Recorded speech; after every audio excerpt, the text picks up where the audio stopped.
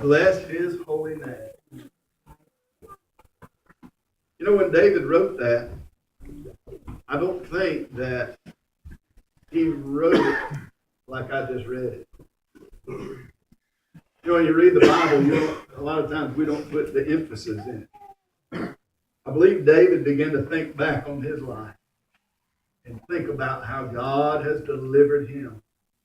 We're talking about the same David that as he stood looking at a giant named Goliath, he told those chickens over there that were scared of him, that my God has already delivered me out of the mouth of the lion. Paul his life, how that God had blessed him and had promoted him.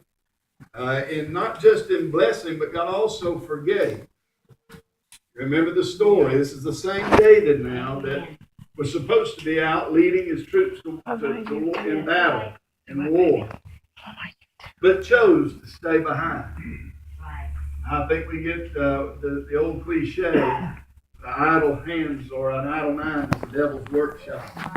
He should have been out leading the troops in battle. But he said, you know what, I think I'm going to stay back today and we'll just they can handle the war without me. And he stood there. You know the story, how that lust, he was overcame with lust. And we see how that sin, great sin was committed. And it not only did it started there with what he saw, and he couldn't control himself. He committed adultery with Bathsheba, and also Uriah. It was Bathsheba's husband.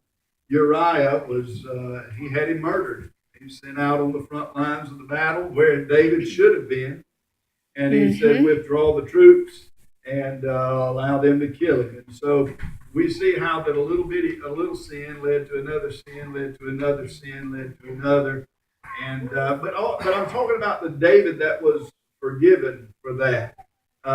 When this is the same David that writes this, and he says, "Bless the Lord, O my soul, and all that is within me." I believe David was having an old shouting fit.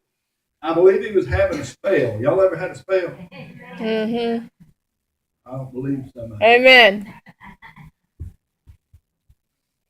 David was having a spell. I believe he was having a running fit.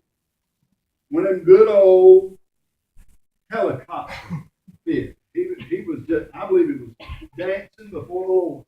He was subject to do that from time to time.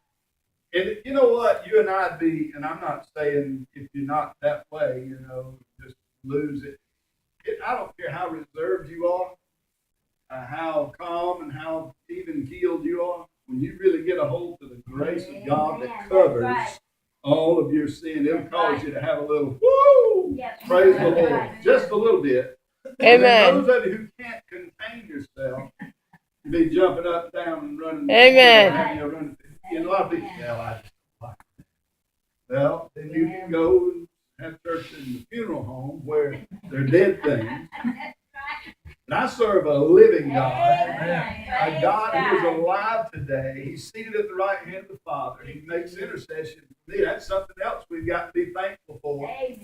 But here we see David. I believe that at the top of his lungs, if I wouldn't scare y'all to death, I'd read this. I believe if I could channel it, and I use that term loose, I'm not talking about being, a little mystical and all this stuff. But if we could just get into the mind of David and read that the way he was thinking, I believe that I'd scare y'all to death if I got in here and began to read this. I believe the way David felt this in his heart. When he felt this in his heart, he was remembering how he ought to be in hell. He was remembering how he had disgraced God. He was remembering how that